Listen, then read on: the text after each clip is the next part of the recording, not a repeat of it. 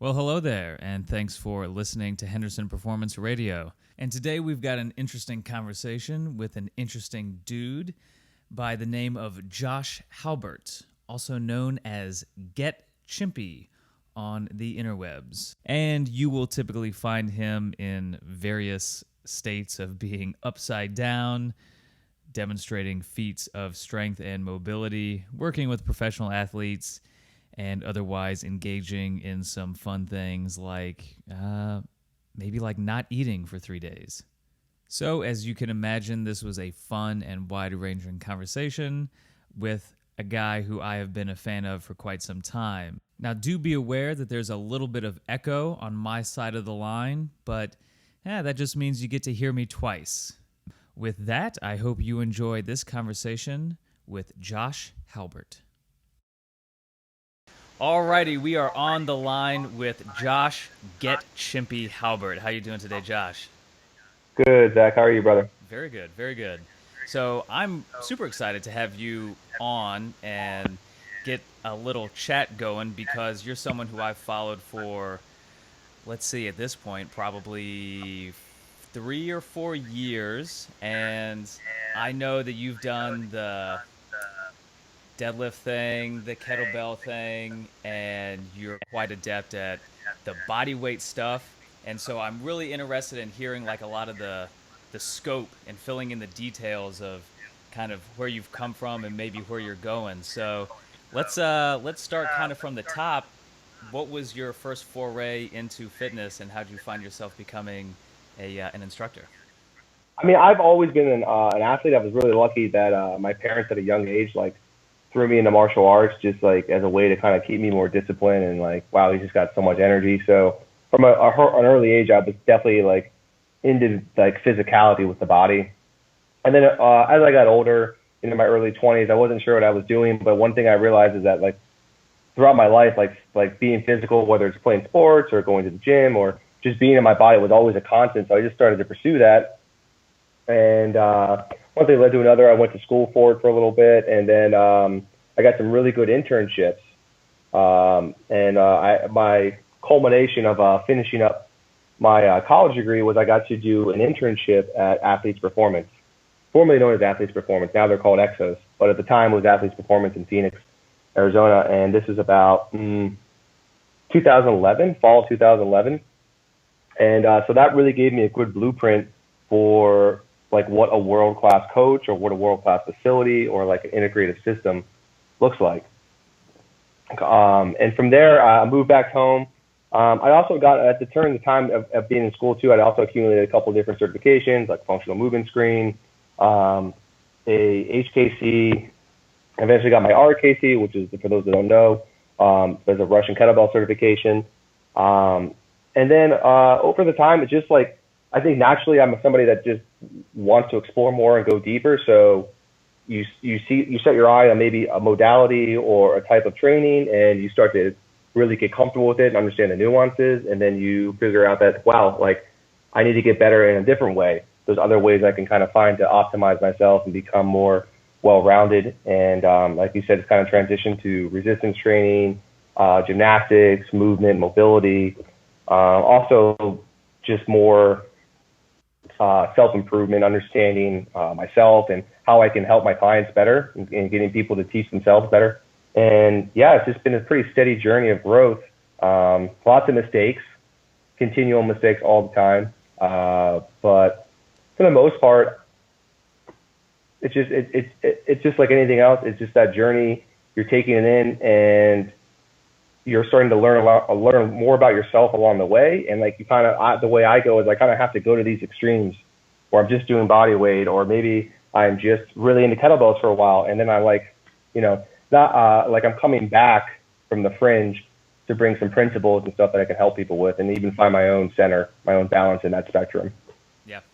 Yeah, I'm right there with you. Okay. It seems like there's something inherent in jumping off the deep end, so to speak, and just totally immersing yourself into whether that's a new skill or a new style of training or even just like one exercise, and just getting into all the nooks and crannies before you have an opinion, so to speak, or pull that into what your training method might look like both for you and your clients. So I'm right there with you. Totally. It's kind of like you're almost kind of, it's almost like the gold rush, right? You're like sifting through a river to find a couple nuggets, like a good principle. I'm like, okay, so this is why these things work. It's whatever the principle is. It could be something like total body tension or understanding like really good movement quality. Like this is why this modality works, and I can take it into the overall part of my training. So you're just always looking for stuff. I mean, I think you're just basically, it's like you're trying to find the principles that we all know, or maybe we've all discovered at one point in different parts, in different modalities. And these are kind of vague terms, but I think like, to give an example, like, wow, what makes people who are really high level athletes super strong, or what makes people like, wow, what makes gymnasts the way they are? Obviously they grew up doing that, but can you break these principles down to of like isometric training, mobility, things like that, and be able to apply it to somebody who works at a desk all day, or a football player who's trying to get better at mobility, or trying to get his 40 time down better, or somebody who's trying to get out of pain. So the more you kind of spread yourself out in like this 3-dimensional sphere of learning, the more how you see everything is kind of interconnected. Yeah. So putting that into more of maybe a concrete context, what does your personal training program, so to speak, look like these days? All right. So I'll kind of break it down with more of like the traditional kind of like it's a context. So I have several different days that are dedicated to strength training. I have like 2 different upper body type days, and I have, at this point in my phase, I'm actually doing 2 different lower body days, and I'm on a different cycle, kind of usually doing 3 days on, 2 days off or so. And those days are about like an hour and a half of dedicated strength training, whether they're just gymnastic movements or they're barbell movements.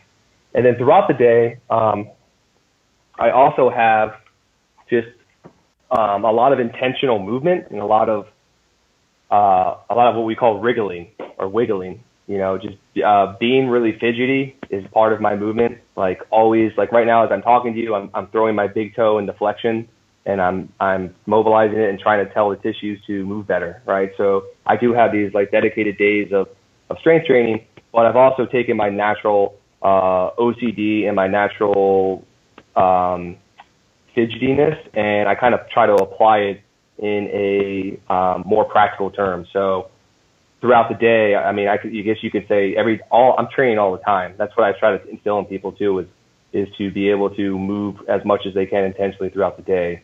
So I have some joints I feel like that are lagging behind. So even though I have these dedicated strength days, I'll also go on trail runs, or I'll go outside and just stretch in the sun for an hour. And also in between those, I'll work on my ankle joint, for example, or I'll work on my big toe, and I'll be doing isometrics for that while I talk to people or while I go throughout the day. So it's really kind of a thought process of like, yes, I have these dedicated strength days that help me become better at everything else, but I also have this mindset that there's always time to be improving. Does that make sense? Absolutely.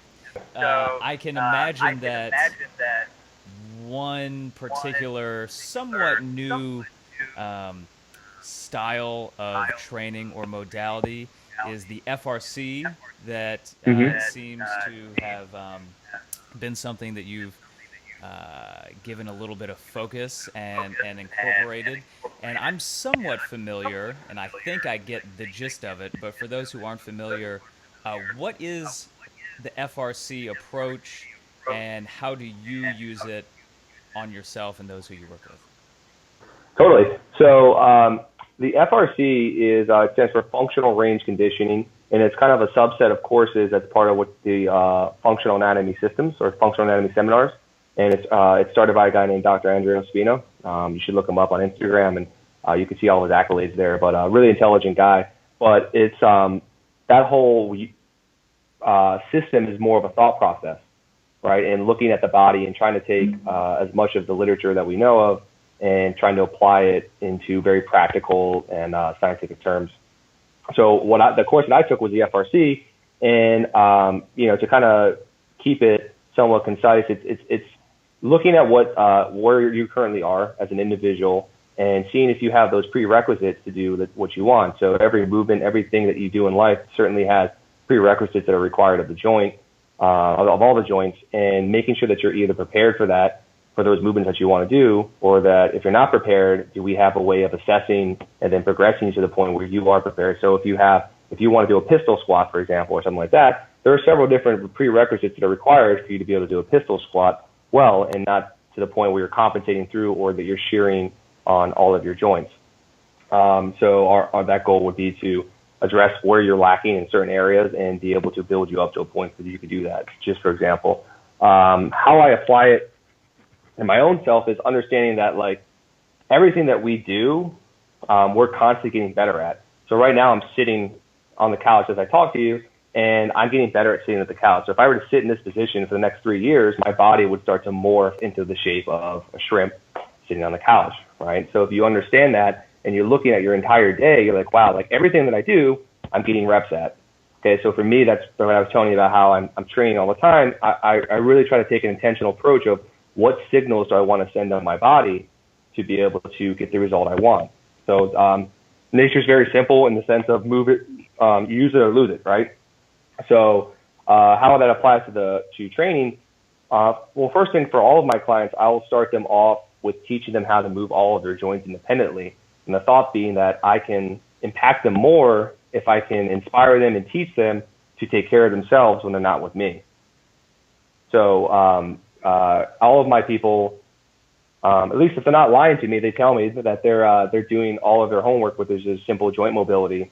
And through there, we can start to vector out into specific goals that they have, whether it be, like I say, increasing performance or reducing pain or increasing their mobility. And then we just blend it with good old-fashioned joint mobility, strength training, gymnastics training, metabolic conditioning, all the good stuff that we can try to fit in their program. And I think for me, it's definitely, like I said before, I've taken a pretty good number of courses over the years. And I think the most valuable thing I've taken has been the FRC, which is about 2.5, 3 years ago at this point. Actually, no, about 2 years ago at this point. And I think that it's really kind of tied it together, and also really make me appreciate how much time it takes to make long-lasting actual change in the body. And I think a lot of modalities or schools of thought try to sell you on quick fixes, right? Like, oh, if you do this, like, it'd be the fastest way you can, reset your posture, or the fastest way you can overcome this or get out of pain. And it really comes down to what do you do most throughout the day, because that's pretty much what you're teaching your body how to do. And so I think that I find that to be really empowering, but I also find that to also be kind of set realistic goals for everybody. I have some people that come in, they're attached to certain exercises. Like I have some CrossFit people I train. They're like, oh, I need to get my squat down. I need to be doing that. I need to get my snatch up. And you look at them and you take their joints to range of motion, and it's like, no wonder your back hurts, or no wonder that you're tearing your hip labrum, because you don't have XYZ prerequisites or mobility required to actually get down to that position safely, right? And the good news is you're 55 years old, you're 50-something years old, and you just want to be healthy. So there's plenty of ways to be healthy. We don't have to attach ourselves just to the exercises. We should fall in love with the results that we get from the exercises. So the bad news is you shouldn't do this exercise. In my opinion, orthopedically, I don't think it's responsible. But the good news is you have a whole other list of things that you can do to still get the desired effect of being strong, healthy, and hopefully be able to move without any kind of doubt in your body. Andrea Spina has Dr. Dre, he has a saying that improving, making your joints work easier makes difficult movements easier, in a sense. So like improving the way your joints move will make everything else easier, because your squat is not just a squat. It's really just a movement solution to how you figure out a problem, right? And every time you do it, it could be slightly different. But the more capacity, the more variability that your joints have, the more different ways you have to solve that problem, right? So all if you have is just that one solution of just going you forward or whatever it is, feet in this particular position, then sometimes when things happen in life, or just from sheer overuse from just using that one strategy, you might run into some problems down the road. And so I think it's pretty simple. I think you have to, obviously you have a passion or you have a desire in what you want to do with your body, and whenever there's so many ways to pursue fitness, and you just have to ask yourself and be honest with yourself, or the person you're working with has to be realistic and say, is your body prepared to do these movements, right? And sometimes it's like, I think what happens is, I've been using this analogy a little bit with some of my patients, or sometimes I feel like patients, but really clients and students. But I feel like, you hear a lot of people saying that, like, hey, like, we have to train the body as one, right? We have to train the body as one. And like, you get these big compound movements and it's great. However, if you think of it like a race car, like if you have a flat tire, like you don't fix the flat tire by just driving the car around the track, right? And you don't fix the tire by driving around the car, by the track super slow or super mindful. Like, you fix the tire by working on the tire, right? And then you make sure the alignment's well, and then you integrate all of that through whole body movement. But if there's a lagging body part, it's really hard to say whether, if you're doing these whole global movements, if you're really going to get enough stimulus to actually bring that body part up. Chances are you won't, and chances are that your body is compensating around that. Now, you may be one of those people that can just go through movement with real poor mechanics and just never get injured for whatever reason, right? But I think eventually something will start to happen down the road for a lot of people, and they just can't be surprised if it happens, if they're ignoring something that they know they should be addressing. Yeah. All very good points. Now, again, moving this back into somewhat of a kind of more concrete context, obviously you have worked with your fair share of amateur and professional athletes, from what I can tell. And you certainly don't have to name drop or get into too much detail, but maybe walk us through maybe one or two examples of some students who you work with, and maybe kind of give us the quick and dirty on what maybe one of their last sessions have looked like in the past couple weeks, and maybe some of the goals that they're working on, and the solutions that you guys are finding together in the context of your training. Sure. So one person that comes to mind, he's a wide receiver for a professional football team. And he came in for me knowing that he got referred to me from one of his actual strength coaches, because I know the strength coach, and he told him that he needed more mobility work, right? And so we assessed him when he came in. And honestly, for like as rough of a college career as he had, because he was a rushing quarterback, he actually preserved pretty well. But one of the big things that he needed was more big toe extension. Like as good as he was, he went from transitioning to a quarterback in college, and now he's going to a wide receiver in the NFL. He definitely put a lot of wear and tear in the first year on his joints. He didn't even play. He was just learning the position. So he got drafted in the first year. He was just on the practice squad learning how to cut, how to be in the right places for those passes. And, I saw him about a year after he started playing. And one of the biggest, like I said, the biggest thing that he had to work on, I thought, was his toes and his feet. So he needed more big toe extension. And without that, that's probably was one of the big causes why he was constantly spraining ankles, popping hamstrings, and overall just having a rough time staying healthy. So in addition to working some balance training, a lot of our training kind of revolved around his feet and making sure that all the muscles in his feet had proper strength, control, stability, even intuitive kind of like proprioception, right? So we would take him through probably the first half an hour. I would work just on his feet and try to integrate that. So some high-end like isometric stretching on the toes, and then be able to apply that through some more movement and making sure that we're getting the right recruitment pattern through his calf. And then we kind of just work our way up. Like, okay, then we start to work on the hips, right? And then we start to make sure that the hips are moving well. And then I start to work on the spine. There's different ways that we can do that, making sure that the spine can flex and extend as well as rotate. And obviously we start to work on the shoulders too. So based on when he comes in and what he's going through, I know what his areas that he needs to constantly be working on. And sometimes he's also training a bunch throughout the week. So we kind of have to modify it. But generally the goal is that the more capacity that his joints have, the better off he's going to be. And that kind of speaks to a point I've had. I've had several different NFL athletes, and I think a lot of times as human beings, we kind of do what we're familiar with and we do what we know. And it's really hard. It's a lot of people don't like doing what they're not good at. Right. So if you look at the context of somebody who's like a wide receiver, by the time they've made it to the NFL, they've done 20 years of 40-yard dashes, cuts, plyometrics, probably 10 to 15 years of strength training, jumping, all that good stuff, right? So, and like their nervous system is so in tune with those movements a lot of the time that I don't think they would lose them if they weren't to work on them as hard. And you have to kind of look at where are you weak, where are your minimums, right? Gray Cook has a great thing about that, about managing your minimums. Where's your weaknesses? And a lot of it is like these guys don't know how to stay healthy during the season because A, it's a very violent sport. But B, if they're operating off really bad mechanics that they've been operating off for a long time, then some of these guys have injuries that never got addressed, or they never got rehabbed properly, or they've been playing on torn joints for a decade or more, right? So, like, at a certain point, working on that power and the strength and all that speed stuff, you're just driving that really high-end race car on poor mechanics, right? So I had one person, he was a running back, and he had suffered a really, really bad arm injury. He was out for the season. He was out for like a year.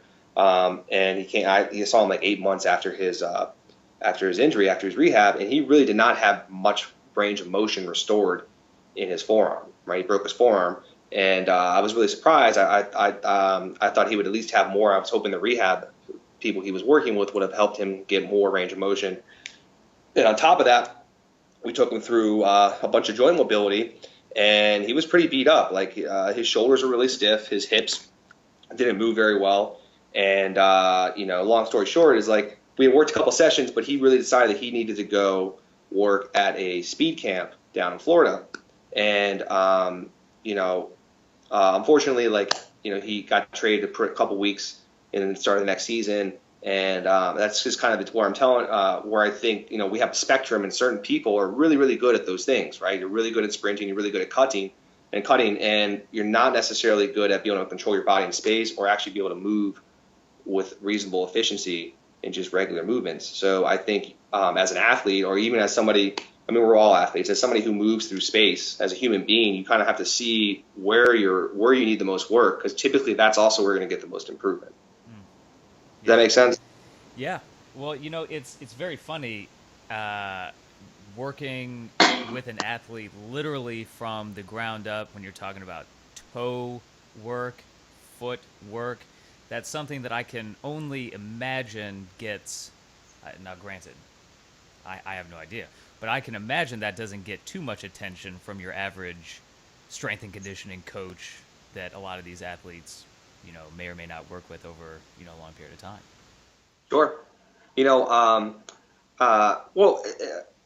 kind of brings back to looking at things through like an evolutionary perspective, right? And understanding that like the way we're living now in modern civilization is not a natural way we've been living for 99% of the existence of our genome.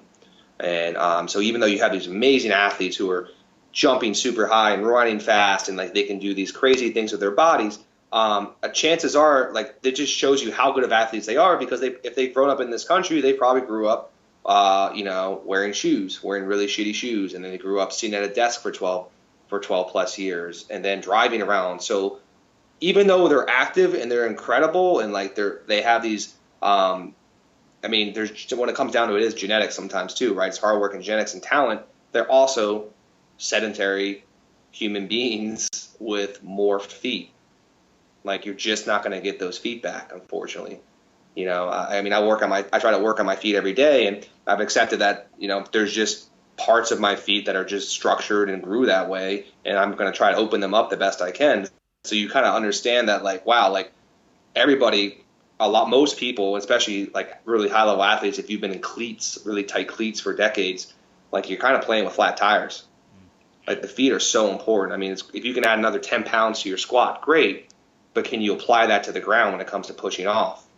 Capacity that I've worked with, athletes, big, strong, like just amazingly athletically gifted dudes, sometimes it's also super duper scary because it's like they're walking on their ankle bones and all this other stuff where it's like, whoa, man, like, hold the phone.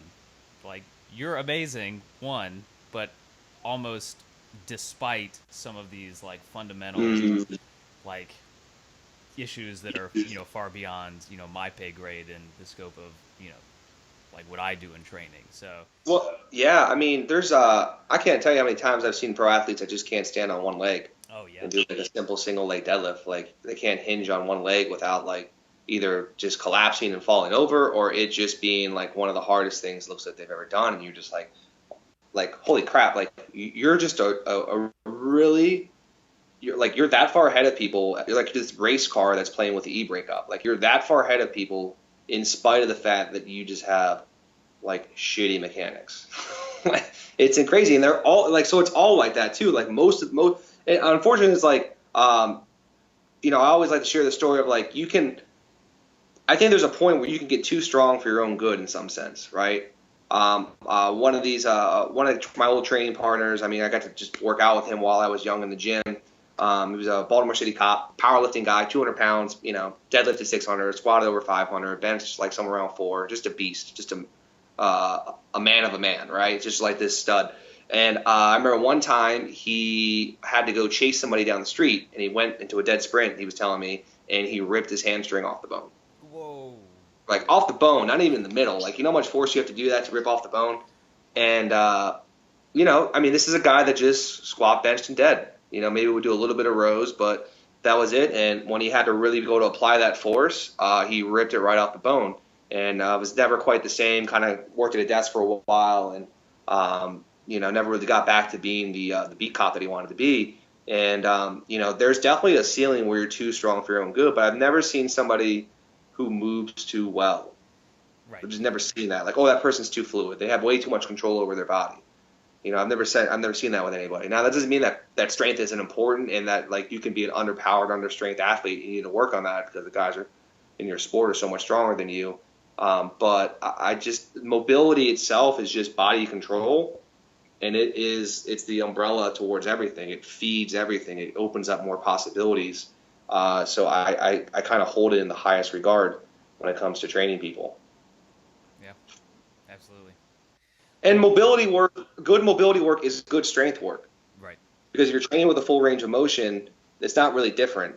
You can apply load. Like if you're doing if you're doing a split squat and you're trying to actually, allow the knee to go past the toes and really demand as much as much ankle flexion as you can out of that front ankle, while still keeping the back leg as straight as you can, and you're having a super wide stagger stance, you're strengthening and you're expressing your mobility and you add load on top of that. Like I remember Charlie Weingroff saying a long time ago, it caused some controversy. I don't know why, but like good training is also stretching. I'm paraphrasing what he said, but I mean that like if you train well and you train smart and full range of motion, like you're working on mobility, or you're at least maintaining mobility, and you're also strengthening the muscles in the sense of developing more tension so that they can lift more weight or apply more force.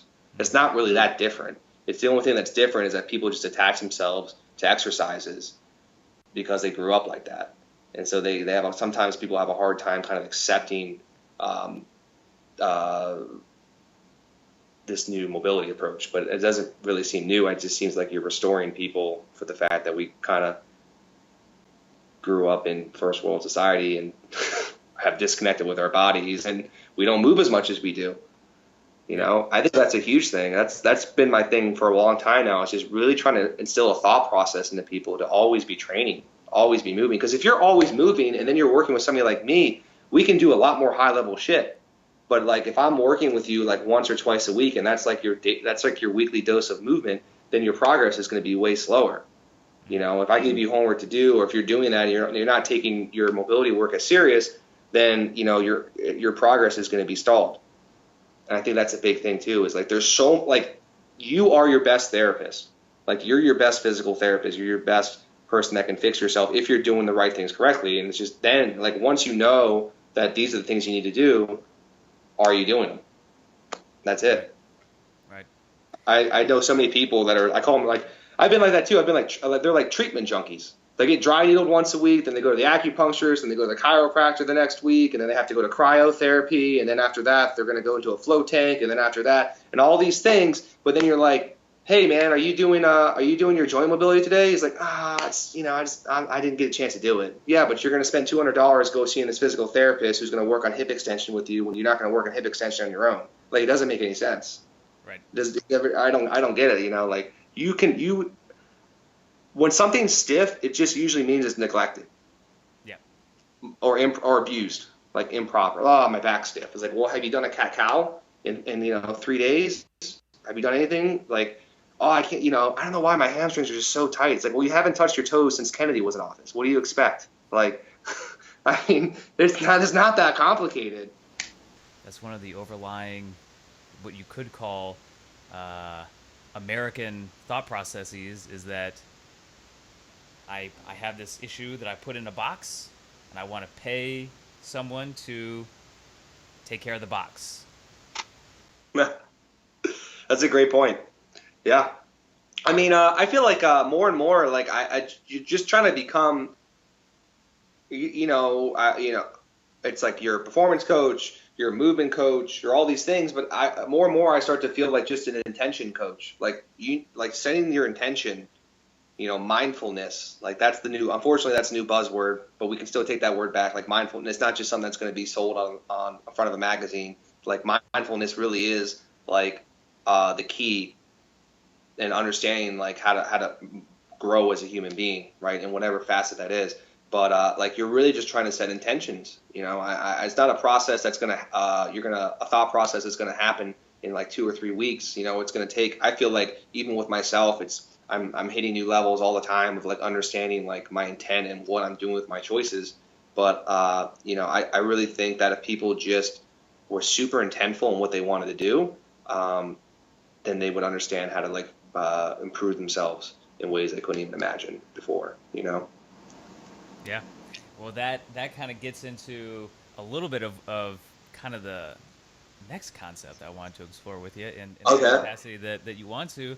But that is again, not to overuse the buzzword, but there is a practice of mindfulness, a practice of meditation that can take many forms. And when it's very, very interesting if you get somebody who I think is engaging in some sort of mindfulness practice in whatever capacity that looks like, that can very easily, I think, be transferred over to something more physical, if you will. And then vice versa, ideally, if you have someone who's taking responsibility for their physicality and their movement and their fitness, ideally they're kind of more ripe to apply that same sort of dedication to the process with taking care of that mindfulness practice. So ideally, hopefully one of like the next, I guess, main ways of framing what we do as coaches in the fitness industry and whatever that looks like in the near or long-term future, hopefully like it's more of a bridging of this gap. So that's all to say, I'm curious, what are you engaging in outside of the four walls of the gym when it comes to your practice of mindfulness and meditation and anything in that particular realm?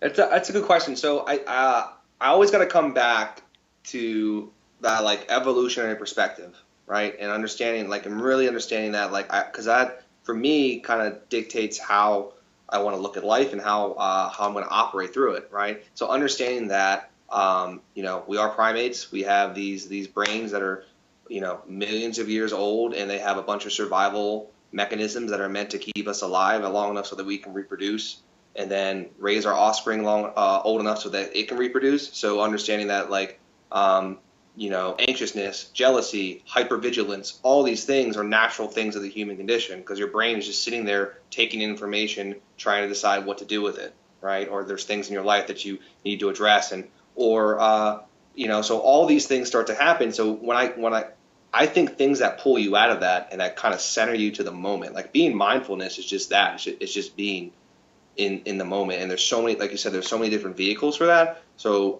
it's about finding what works best for you. So one of the things I love to do is hot and cold therapies, temperature therapy. Like every morning, typically I'll go into a sauna for 15 to 20 minutes and do my morning mobility. I'll go into, immediately after, I'll go right into a cold plunge for about 5 to 10 minutes and work on my breathing, or I'll go into a steam bath and go for an even hotter extreme. And then sometimes as well, like after I kind of get my body like a little disoriented with heat and cold, I'll go outside and start doing some yoga, particularly like Kundalini yoga. And that's more of a kind of a meditation of the spine. That's what I like to kind of characterize it as. It's very deep abdominal breathing and just with your eyes closed and making certain circles with your spine or certain different types of movements and holding what they call gestures. And the whole point is that you are in the moment and you're sticking with what you're trying to do. Because sometimes you're holding a gesture that's like, oh, your hands are over your head for like 6 minutes.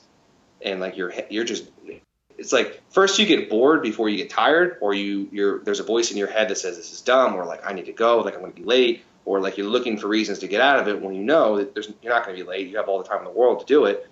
So it's kind of like understanding how to surrender and like using that as a muscle, like the surrender muscle, like just surrendering to the moment and being in the moment. So that's the way I look at it, and there's just different ways to achieve that.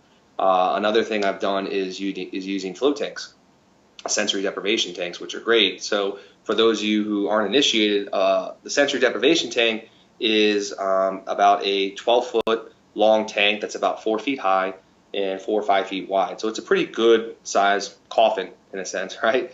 And inside of it, about a foot or so of water, and there's about over 1,000 pounds of Epsom salt in the water, and it's heated up to the same temperature as your skin. And inside the tank is just pitch black. So you go in that tank, and any of these places they're very spa-like, so it's very relaxing and quiet, right? So you go in this tank in this room, and there's nothing there.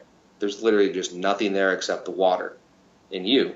And then you don't feel the water really because it's heated up to the same temperature as your skin. Your body kind of balances out with the temperature of the water, and I just work on stillness. So if I don't move, and eventually the water becomes very still, like I lose my body in that. And then I learn how to let go even more. It's like learning how to let go with training wheels, right? Or riding a bike with training wheels. You're just kind of going through it. And if I move a little bit, it kind of brings me back to my body. But once you can kind of let go and focus on that, I find that you can apply that to every aspect of your life. So those are just some of the examples of things I like to do. And anything that's going to pull me in the moment. I mean, moving is meditation for me too. Like trying to get into, quote, the zone, or people today, they're calling it the flow state. Like everything that, like, basically you're making all these creative decisions right on the fly that are working with your body and you're syncing up. There's a lot of cool stuff. There's a lot of cool ways to do it. And I'm really excited that that's becoming a thing, because I think the way culture is, like, people are so overstimulated. I'm part of that as well, that now it's like people are recognizing, things like the paleo movement and all these type of different movements that are trying to get people back to where they were, but using our newfound technology and the things that we know and trying to find this blend and natural balance between it. I think it's great. I think mindfulness and the pursuit of that, I think it helps with everything. Yeah. Do you do any mindfulness yourself? Yeah, well, it's funny. Obviously, you mentioned the float tank. I had my first float 2 or 3 weeks ago. How was it? Which was pretty cool. I will definitely be going back. Well, I have 2 more. I have at least 2 more sessions. How long was it? 90 minutes. That's the perfect time, I think, because like the first 30 minutes takes you a little bit to settle, and then you're like into it. So like if people that usually do an hour, it's like, oh man, I got really relaxed, and then 15 minutes went by and it was time to go. So that's great. 90 minutes. Yeah. And then what did you get out of it? Well, it's certainly I've kind of gone through phases of, your traditional just clearing the mind and or focusing on deep relaxation of the body type meditation. So I definitely engaged in, that mind set, if you will, for probably the first, I would assume it was around 45 minutes, and got to the point where I was like almost like asleep. But speaking to your point, the whole thing that I was, it's an oxymoron. You don't try to let go, you just let go. So I was just trying to keep that, as my intention. And it was very cool. I assumed that I was going to be claustrophobic and kind of freaked out, but honestly, it just felt like, I was totally comfortable. It was awesome. Now, what I have been engaging in from, I guess this is somewhat of a mindfulness practice, but the Wim Hof style breathing is something that I've been getting into a little bit, and I engaged in some deep breathing exercises while in the tank, which, in some ways kind of gives you like your own self-induced buzz, if you will. But I find that also helps to, ironically enough, help you get out of your body by helping to relax it. So I did a little bit of that in the tank. That was fun. But yeah, it was pretty cool. And of course, I'm always kind of looking for practices that I can be consistent with, and of course that kind of ebbs and flows with the season. But yeah, the Wim Hof stuff's great. I love it. I think it's also kind of, I believe Wim, I think he got a lot of his, he definitely was a yogi for a long time, and some of his roots I think were possibly even Kundalini, like the breath of fire, which is kind of where a lot of the Kundalini practice bases itself off as like deep abdominal breathing. That, but he even takes it to the extreme of like using that to like really like hyper oxygenate the system, which I think is great. And honestly, it's like, the float tank, it kind of shows you what's possible. Right? It shows you what's possible when it comes to relaxing, and then you kind of know where that is on the map. Right. So hopefully, like with practice, or just even knowing, you can achieve that kind of relaxation, surrender, let go, mindfulness when you most need it too. Like when stuff's going on in your life, or there's a situation where you need to be clear-headed and make a decision. Like that's, I think, where the true value of a lot of these things come in.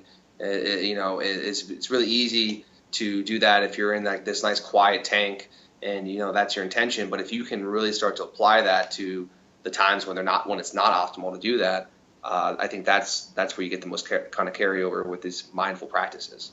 Yeah, it's having those different points of reference, and being able to kind of use those as frames for the rest of your life when you're not floating in Epsom salt and all that other stuff. But yeah, certainly the next like 12 hours that I was, obviously going on with my day and my life afterwards was very like, of course the cliche thing to say is that it's like meditation on steroids, and I wouldn't exactly maybe make that analogy, but what I can say is that it's something that because the nature of the float tank, like, and again, this is another oxymoron, it forces the body to relax, or at least helps you to let go of tension, so to speak. That there was almost that change in the relaxation of the body that helped my mind remember, oh, okay, you can chill out. That you wouldn't necessarily get just by meditating, like sitting in a chair. Yeah, I think for people kind of, probably some people are like, oh, what are they even talking about? Like, one of the things when you're in the float tank is that owning the physical body, like, it's very distracting, right? Like, you have to, basically we are fighting against gravity 24/7, right? Like you have to feel gravity. Or as I talk to you right now, there's lights here, there's sun outside, there's air moving through. I'm feeling the ground I'm sitting on right now. So all these things are distractions. There's a million things that your body has to take in, heart rate, all these different things. So when you go into an environment like the float tank, you do. It's like kind of taking all the apps and closing them all on your phone, right? So you have more background space, so your phone can run smoother. I mean, that's kind of the way to look at it with float tanks, is that you can start to take your body out of the equation, and you almost untether it from the mind. And now that the body's the body's good, the body doesn't feel itself, it's not moving, then your mind can actually really start to work. You have more resources in your mind to address things that you want to in your life, whether it's, I've had so many, like, I've done maybe 20 or 30 floats, give or take, different places around the country. And I've just had so many, like, incredible experiences on them. There's past interactions that you've had with people that you could have handled better, or things that you're avoiding in your life that you could be doing better, or things that you really like that you're doing that you want to keep doing. And just understanding, like, honestly, the power of momentum. Like, momentum begets momentum, right? So, like, we were talking earlier about, like, strength training and mindfulness. Like, if you're more success in the gym can give you that momentum to carry more success outside the gym, or and vice versa, right? So understanding that, like, sometimes we operate in bad momentum. We had a really shitty morning, we got cut off, and the rest of our day is it's like one bad interaction that was spoiled from an earlier interaction. It just keeps building itself. So you start to really appreciate how much control you have in your life when you can kind of slow down and analyze your momentum. Like, what am I putting out right now? Like, if I slow down my talking, like, are people going to be able to receive that even more, right? Like, all these like little things, it's just awareness. And then the cool thing is, when you become more aware, I feel like you can set your life up better, that you could be more mindful. You take care of yourself, right? Maybe you quit that job that you don't like and you try to do something else that you really want to do, or you just don't hang out with, like, shitty people that bring you down. It's better, maybe it's just better to hang out by yourself until you find the right people to hang out with, right? Or all these things that you can kind of make your life around. I just get excited by it because there's so many possibilities, and that's what you want to teach your people too. Is if you do a lot, you train people a lot with powerlifting, right? Mm-hmm. So if some guy wants to increase his squat by X number of pounds, right, and you're going over and you're doing the right things, but he sleeps 3 hours a night, like, really, what is more important? How are you going to increase the squat? Like, giving him some, like, really complicated, like, intricate program where there's undulating periodization, there's eccentric phase followed by isometrics, and then clusters and all these great things, and you might increase the squat. Or you might just make the organism healthier by teaching him the way, and the squat might naturally go up. Or when you want to put in those high-level training modalities, they can be supported by a foundation of health and optimization. So you start looking at, like, how can I make the organism healthier to make the goals easier to get? Yeah. I think as a coach, that's where I've been trying to like play around with these concepts. Yep. Exactly. It's a matter of, well, kind of going back to the nature of the distracted world that we live in, and the nature of the human mind. I almost think of it like a multi-armed octopus that is always reaching and grabbing something. And when you're just going throughout your day, you have plenty of things for, the the imaginary octopus to grab onto. And then when you meditate, and then when you take that to an even deeper level, and you deprive your body of sensation, hearing, seeing, sensing, because if you're floating in body temperature water, you're not really feeling anything. All those, those arms still go out, but they're not grabbing anything. And eventually, they slow down a little bit. They slow down a little bit more. And then instead of reaching out, as kind of cliche as this might be to say, they're reaching in. And then you start finding the cobwebbed corners of the mind. And it goes to show the extreme power and the potential of the mind when it's applied slightly differently, as opposed to in your phone. Which, hey, I'm guilty of it as much as anybody else. But sure. I mean, at the same time, you've got to. There's got to be that notion that, even if you don't engage in regular floats or anything like that. Just being able to, I think, impart on our students as coaches that you have an amazing potential as a human being. You have a brain. Like, that's, that's the most amazing thing of all time. You have access to a human mind. Consciousness. Yeah. But, it's just a matter of, hey, you can get pissed off in traffic, which, hey, again, we all do. But, hey, you can also do some other stuff. Just saying, you can also do some other stuff. And that same mentality obviously can go into training and everything else. It really can. I mean, I think you kind of have to remind people that how much choice they really have. Like, choice is our true superpower, right? And if you think about it, like, our only kryptonite is indecision. That's it. I mean, you have thousands of choices to make every single second at any given point, right? And you can choose what you want to do in the story. And I think, to me, like, getting people to recognize their power of choice ultimately will have more impact than me trying to rush them through the first couple sessions because they need to feel like they're doing, X number Z exercises, right? And so, like, that's what I do with mobility and trying to teach them with their body and re-educate them, and even having them revisit movements that they do, but now with a newfound awareness. All of it kind of builds off that. I really like that analogy of the octopus, searching in, and I think ultimately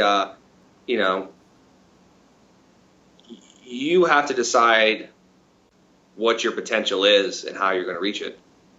And there's so many. That's why I love strength training. Like, teaching people how to get strong. It has so many, like, obviously great health benefits, but it just builds great momentum in life, and in progress and achieving goals and making people feel empowered. Like, that's I think as coaches we got a really great profession.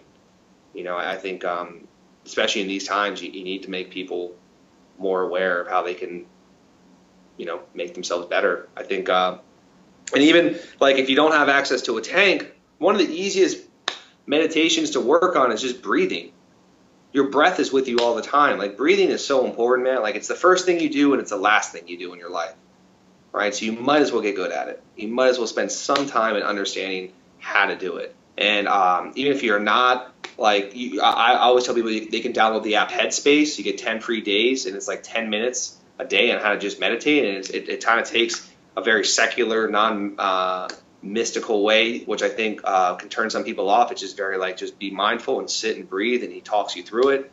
Or you just spend 5 to 10 minutes in the morning, and the first thing you do is just close your eyes, sit in a quiet place, and breathe. And you just focus on your breath, and you understand that you're going to get distracted. First thing you breathe. Oh, I got to go to work today. It's like, okay, come back to your breath, right?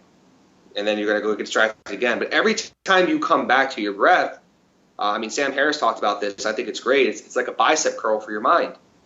And the idea is that you do this millions of times, and then you're able to get back into the moment, right? So the whole point of meditation is not to think about anything. The whole point isn't to just empty your mind. That's impossible. Your mind is just a thought factory. It's like something out of Dr. Seuss. It just produces, like, balloons of thoughts. And if you pay attention to it, you fill the balloon up even more. You just let it go. Right? So your whole thing is that you're just focusing on the moment, and then when you get distracted from the moment, you come back to the moment. Sometimes I'll even play a game with myself where 6 hours after my meditation, I'm like, let me come back to my breath. Cool. Sweet. So now I have 6 hours away. I should have came back to it. Like, I can always come back to it. And you just keep repeating it over and over and over and over. And the neuroplasticity of your brain will start to change. The actual structural hardware of your brain will start to change, and you'll become better at that. Just like we talked earlier about, your body becomes better at whatever it does in the current moment. So you'll become, just like how you can work on your ankles, you can work on your wrists or your shoulders, you can work on your attention. And it doesn't have to be that hard, but you just have to be consistent with your intent. And that's the biggest thing. Yeah. Awesome. Well, Josh, I think that is as good of a place as any to wrap it up for today. I think awesome. I think that both of us have to go and move around a little bit. Yeah, I gotta move. I'm getting a little stiff. We should definitely do, like, a part 2. That was fun. Absolutely, for sure. So just to wrap up, Josh, tell the folks where they can find you on My the handles. interwebs. Website is getchimpy.com. I basically do stuff on Instagram, which is at getchimpy. That's GETCHIMPY. Just trying to put out good information, make people think, help people become more healthier versions of themselves. So always looking to help people. I do some online coaching too. If people want to inquire about that, they can shoot me a message or shoot me an email. And that's it. Cool. Well, again, Josh Halbert, Get Chimpy on the interwebs. Thanks again, and we will talk real soon. Awesome. Thank you, Zach. All right, well, that does it for today, and hats off to you for listening all the way through. You can find the show notes to this episode at zachhenderson.com/chimpy, CHIMPY. Until next time, take care, be well, and here's to your strength. We'll see you soon.